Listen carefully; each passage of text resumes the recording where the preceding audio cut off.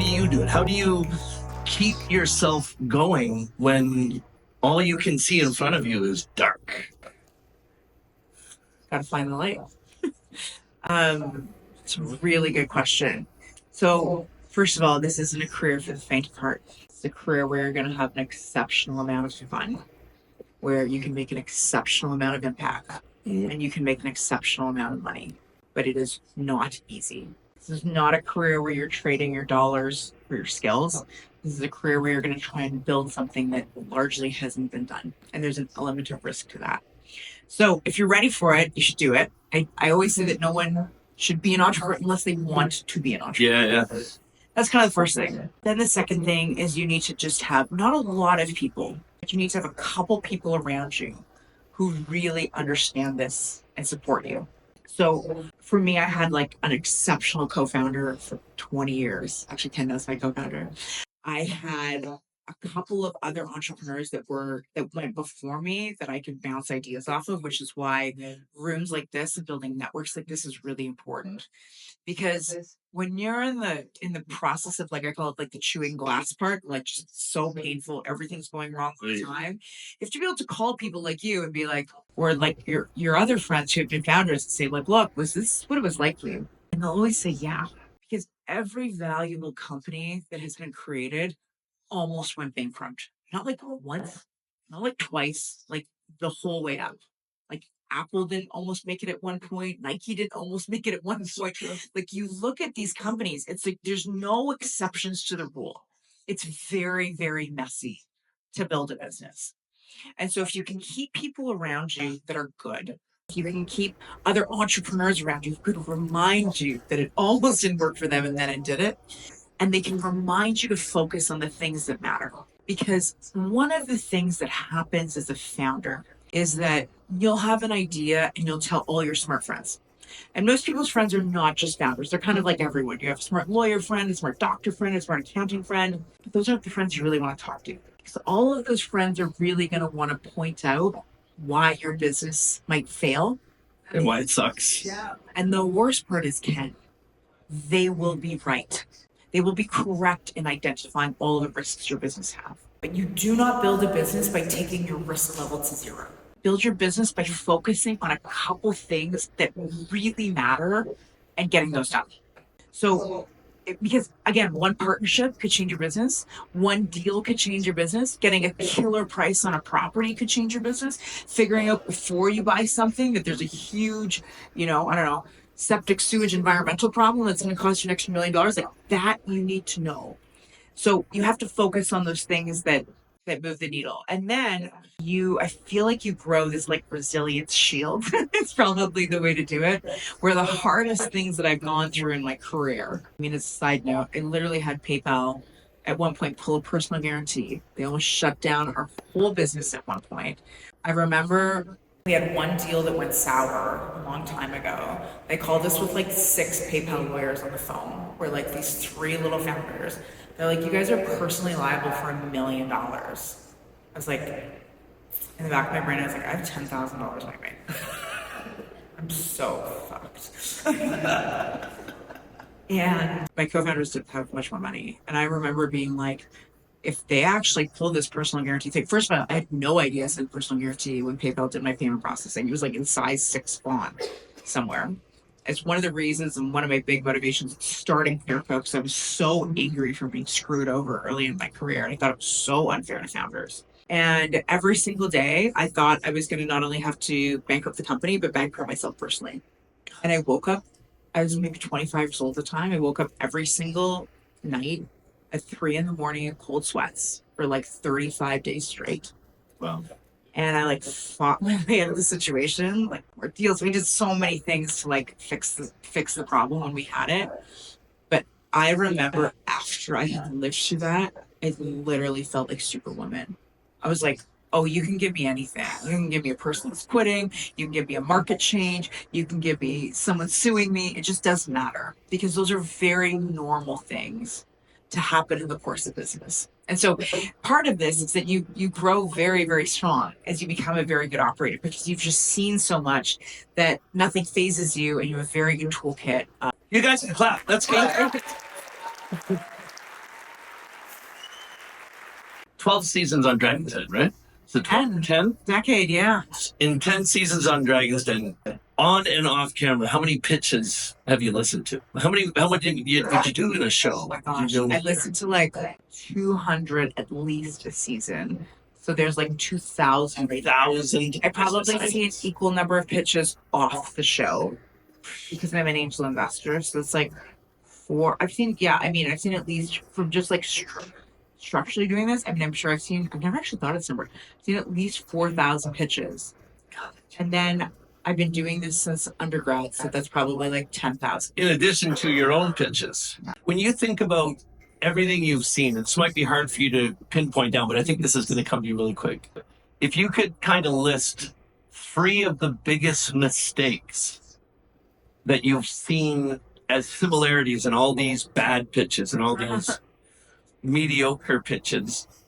And I think it's important for all of us to hear it here because there's a lot of people that are just getting into real estate investing here and they're starting a business. They're all founders. For sure. That's what I mean. And it's also relevant. So what are like some of the things that come to your mind when you think about the biggest faux pas, the biggest mistakes that those people made? Okay, well, the very first, and it seems kind of obvious mistake, but you have to be extremely ready for a pitch. Do not show up for your first pitch meeting unless you have practiced the pitch, not like twice, like 10 times. And you practice this with your partner, you can practice with your co-founder, but you need to have the words rolling off your tongue, like so seamlessly. Because as soon as you get into a pitch, you don't understand, you're going to be interrupted like 100 times. Yeah. And so being able to keep your train of thought and being able to like deliver your message is exceptionally important. And just your fluidity and your strength with numbers, like you have to be able to do those so fast. If you're stumbling, the automatic thing from an investor is like, oh, you don't know what you're talking about. Second thing that I would say is a pitch needs to be just personal enough.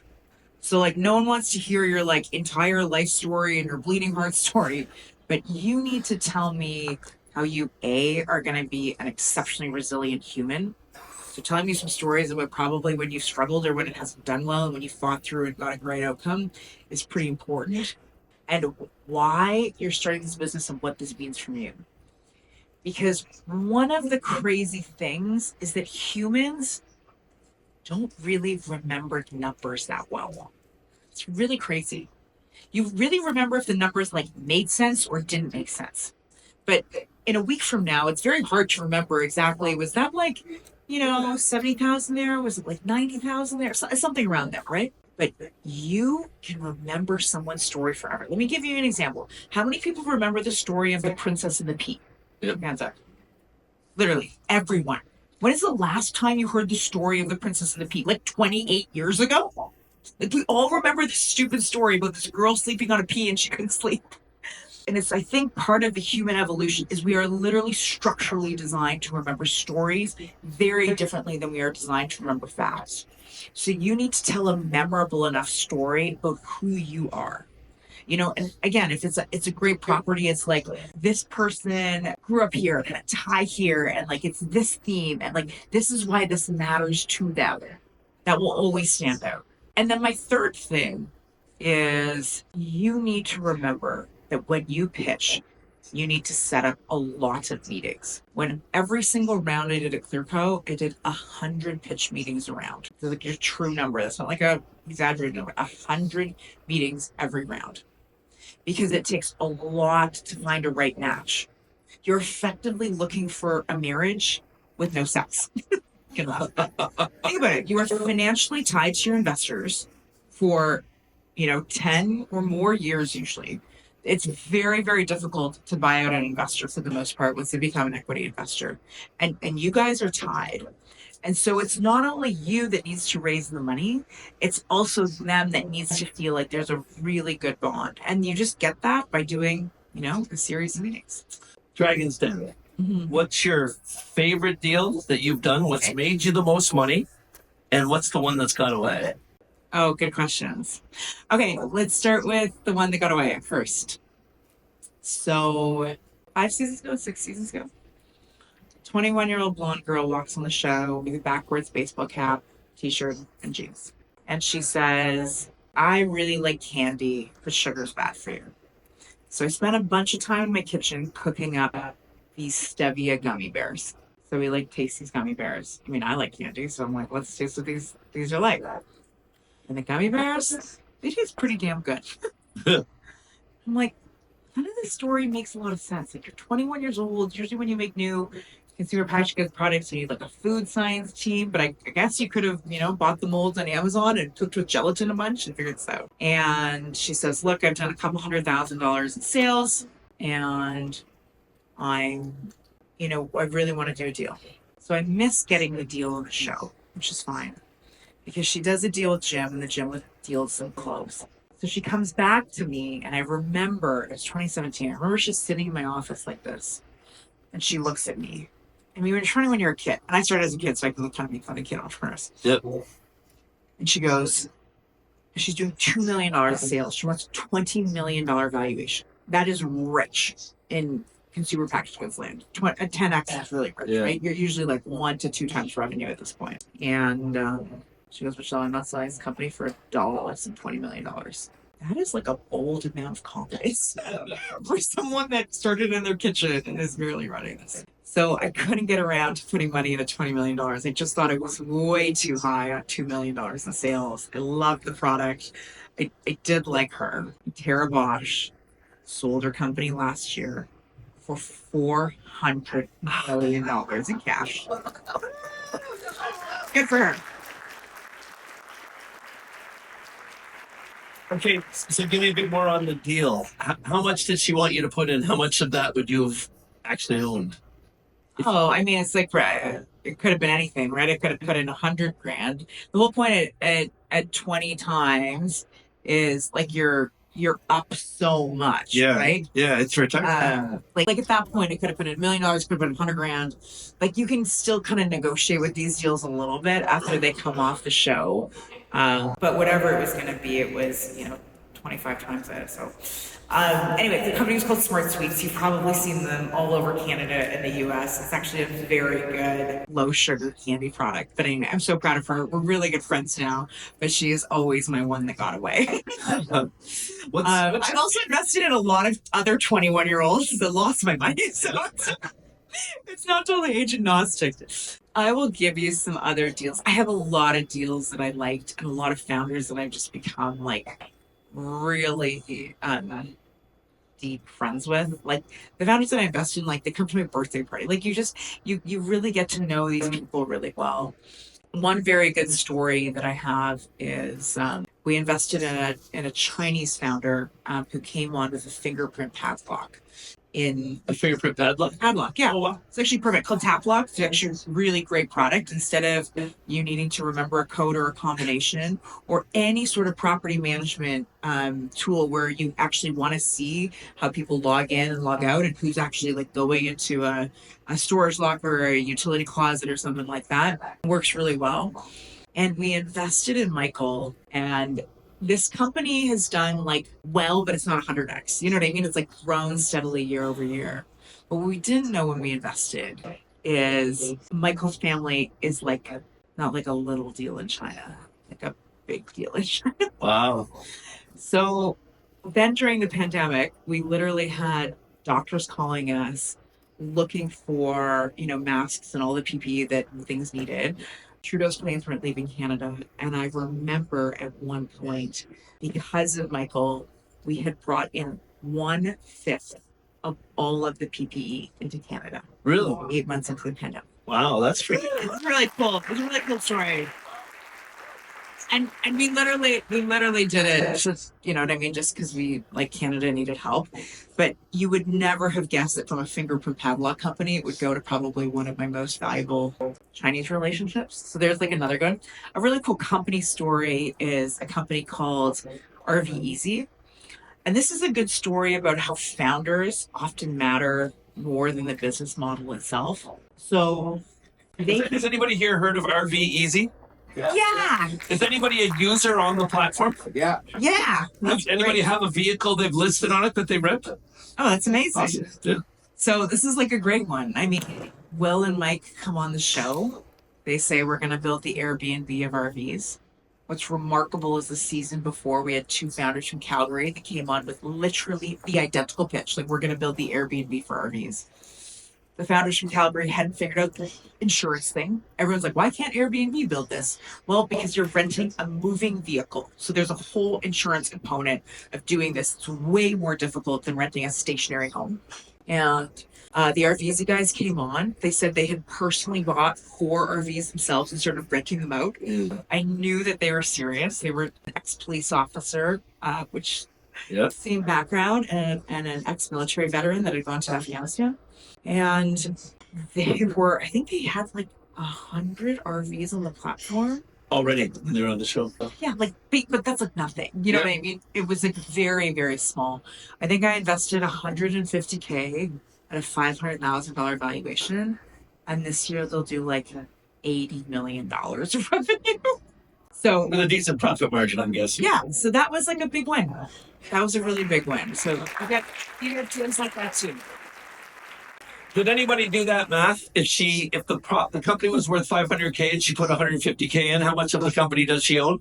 That's a big deal. That's a real big deal. So okay, there's one thing I want you to comment on this, but I want to see if anybody caught this. When she was talking about Michael and the fingerprint padlock, she made a very, very specific comment about giving the money. Did anybody catch the comment? Who said that? Stand up and say it again. She invested in Michael. Exactly. Did you guys hear that? She invested in Michael. She said, we invested in Michael. And as real estate investors, you're going to have to get good at raising money. You're going to have to get good at convincing people to trust you with their money. And you have to understand that people don't invest in real estate projects. They invest in founders. They invest in the people that are doing this. How true is that statement? And if you agree with that statement, what are some of the things people should be thinking about if they build themselves into somebody that's more investable? Yeah, like that is exactly what I was saying about being able to like start by telling your story really well. Like, I never assume, even though I have a big public profile, that people know who I am. Every single time I meet someone, I introduce myself like, kid from Saskatchewan I am, and I'm like, this is what I've done with my career. I've done this, done this, I've done this. I have a way of telling my story in 90 seconds or less, where I can really give people a sense of like what I've done, what I've made of. It is probably one of the most important parts of your pitch. The second thing that makes you a very investable entrepreneur is this magic elastic band between the ability to listen and the ability to push back. So this is why it's a really good spectrum, because if I'm talking to you and I'm asking you questions and everything I tell you, you're like, oh yeah, that's a great idea. Oh, that's a great idea. I'm like, does this guy know what he's talking about, or does he just listen to me? That's like taking too much advice, because sometimes you have to correct the investor. Sometimes you have to say, that's actually a good idea, but in this situation, that doesn't work because rainfall here is 90% of the year. And then the investor's like, oh, this person really knows their stuff. And so there's this magic point where you have to be able to listen to an investor, but you have to be able to push back and share your vision for the future. Yeah. One of the things that when I'm teaching people about the right ways to build a real estate portfolio, I talk a lot about documentation. Tomorrow, I'm going to take a few minutes. I'm going to show you guys something I call a lender's package. It's a proper set of documents that you put together whenever you're raising any money for a deal. Whenever I give a deal to a mortgage broker, I put together a professional package for the broker that she can then turn and use and give to the lenders. And my deals get done faster because of the professionalism of the documentation and the package I put together. And it also, because I do that, it instantly increases the belief that that lender and that broker have in me, because I put that together. I have seen hundreds of people that are trying to do real estate investing going onto social media, going into Facebook groups, and writing obnoxious posts like, help, this deal's closing in 3 days and I need $100,000. Please DM me if you got the money. If you would do that. If you don't plan to do this the right way, if you fail to plan, you plan to fail. Yeah, sorry. Those things, I want to be very clear, are like basic table stakes. The person you are going to get, if you're posting in a Facebook group, I instantly need $100,000, is going to be your worst enemy. Yep. Like, let's just talk about table stakes for a deal. You need to have like an incredibly professional like deck. You need to have like exceptionally good follow-ups. Like you're like send an email right after you do the call. You answer any questions that you can within that call. You then follow up a week or 3 days later or whatever the right cadence is. And what I always tell people is that like it's like the Hansel and Gretel footprints. So every time you talk to an investor, you're sharing more good news. You're like, oh, this happened. Actually, this closed. Actually, we're getting momentum here. So you're showing them the momentum that you were getting. And then you're also introducing them to other members of your team when you're big enough to have a team that are just really competent, that can do more of these diligence pieces. But yeah, there's just, I mean, you want that because you want investors that would attract that level of professionalism as well. So I've never asked you this question before. If you think back on your journey from those early days in university, starting a coffee shop and a caviar company, to where you are today, and you take all of that experience and give these folks free fundamental pieces of advice that they can use to go from wherever they are in their businesses now to whatever that proverbial next level is. What are some of the things that come to mind that these people need to know? Okay, so the first thing is I think you have to mentally prepared to challenge yourself to never be comfortable. I think if I have one life motto, it's that as soon as you're comfortable, you stop growing and you stop learning. But being like, I'm pushing myself out of my comfort zone at every second makes you better and better and better. My second piece of advice is you have to get really good at failure. So a little bit back to your first question, but I have failed a lot. I have failed way more times than I have succeeded. And I have a very structured way for figuring out what I needed to learn and how to move on. What I do is I sit myself in a room with no window, with no cell phone, with a piece of paper and a pen. And I'm like, Michelle, write down everything you have learned. And I take a solid couple of hours to really be like, what did I miss? What should I have seen? Like where did I like it's always like the thread you didn't pull on or the thing you didn't see. And then you write down what you've learned, and then you get to move on. Because people make this mistake all the time. They either learn nothing and they're like, oh, every situation is different, and they never become better at something. Yep. Or they learn and they dwell in this failure for so long. That's what most people do.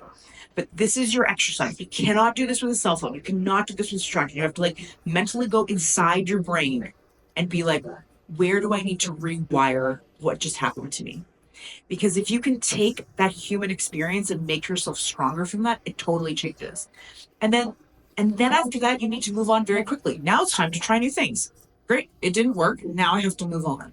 And if you become good at that, that is an invincible skill set. And I had to do this so many times. I've had to sit there looking at the pieces that have fallen apart of so many things and be like, what did I learn?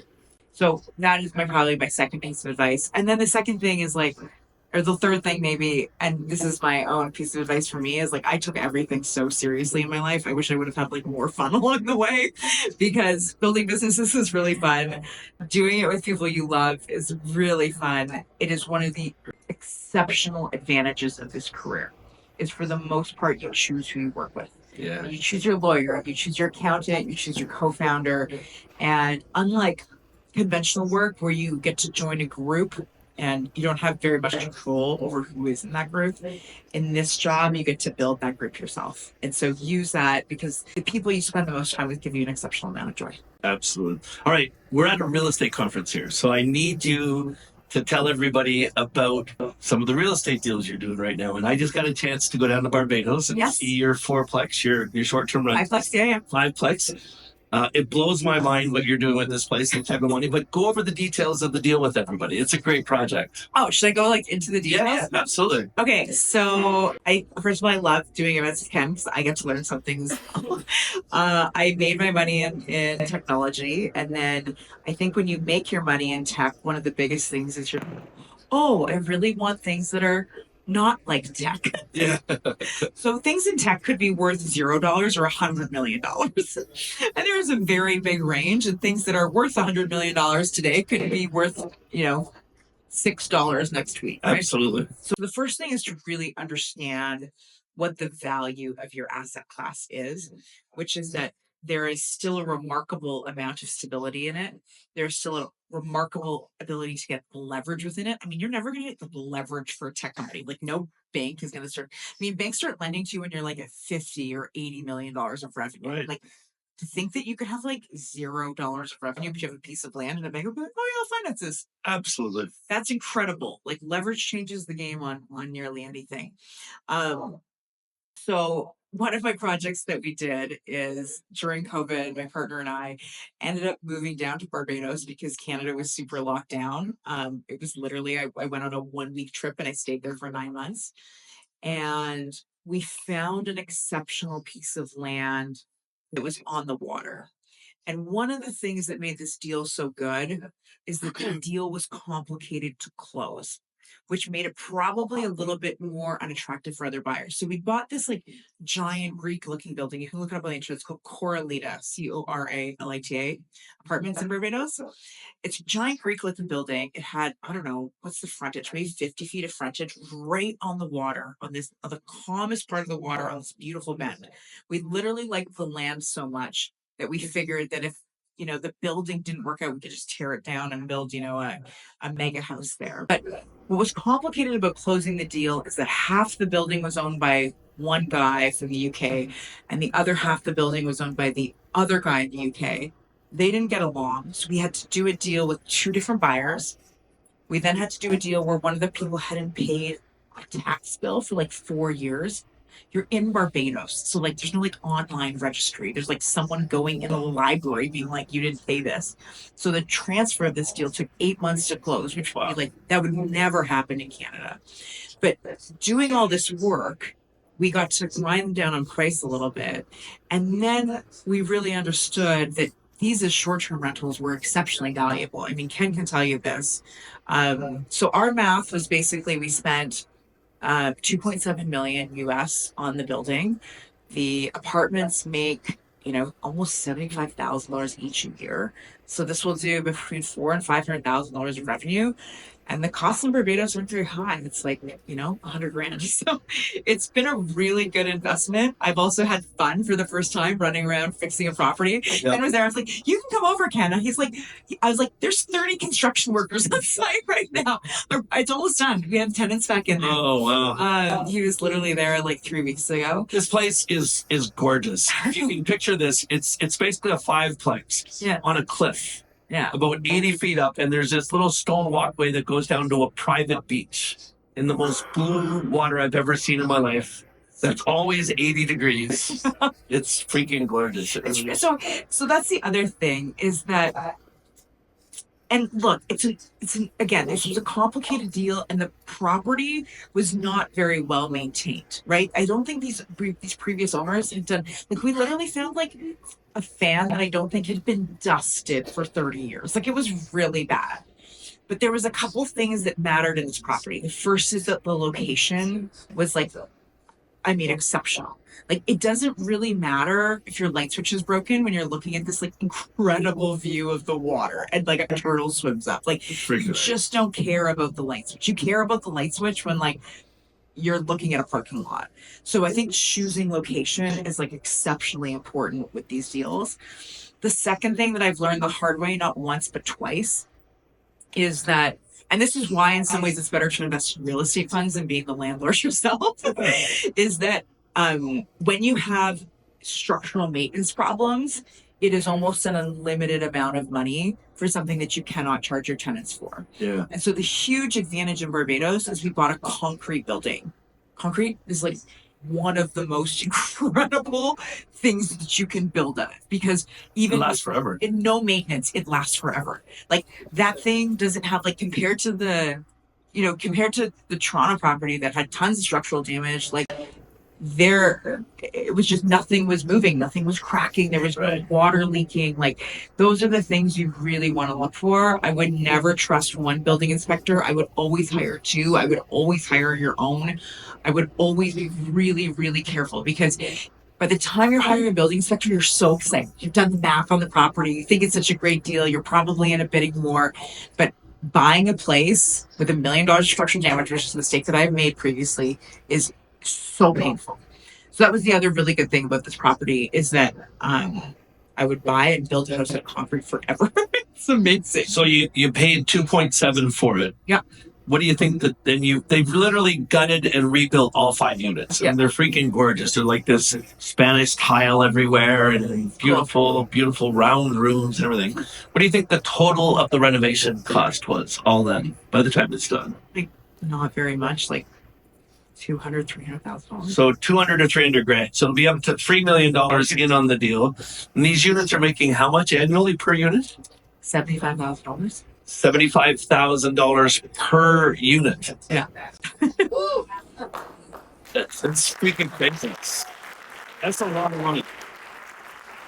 When you're finished the renovations with the extra rent you're going to get, what do you think the new value will be once it all stabilizes? How much do you think you're going to increase the value? That's a really good question. I think we'll be like, even at today's numbers, like the other thing is like when we looked at this, the other people were renting it. They actually had like a little Airbnb account, but like every part of it, I'd say was fairly unoptimized. So like they couldn't do a changeover in one day. Yeah. Like a person couldn't leave at 11 and another person couldn't check in at 3. They give the maids an entire 24 hours to cover it. That was a disaster. They used a bunch of tour booking operators versus making everyone book on Airbnb. They hadn't negotiated, these like you have to figure out some supplier things. Like I need to get all my shampoo from one place, all my towels from one place. Like you do actually go through quite a bit of this and you don't want to have a bad experience on stuff like that. They just weren't running it to its capacity. So I think when we bought it, they're like, oh yeah, this place probably does like $150,000 to $200,000 a year. We thought it would be impossible to get it to like 4 to 5. In a year, we've got the revenue up, so then we decided to renovate. Yeah. And so I don't know. I think probably it's worth like $4 million now, maybe 4.5. I don't know. You tell me. You can buy more properties. I think if revenues have gone up that much, Yeah. And because you have 5 units and you have all that revenue, you can get a business appraisal on that place. I think you're probably looking at $6 or $7 million. That'd be great, Ken. It's really amazing. If they want to check it out on Airbnb, where's the link? Oh yeah, just go to Coralita, Coralita, Coralita Apartments, and you can take a look at it. It's in Baths Rock in Baths Rock. in Barbados. Yeah. BATHSROCK, Barbados. I'm so freaking glad you made it here. Ken was like shocked. I was like, Ken, I did a real estate deal, and he was like, this is cool. Anyway, I've done a couple, but that's probably the one that's the most analogous, and really you can use your skill sets and everything else. And it's actually fun to have. We've met some like great people that have also rented from us that are really cool families. Absolutely. You guys happy Michelle was able to make it here today or what? Screaming at the top, hope it never stops.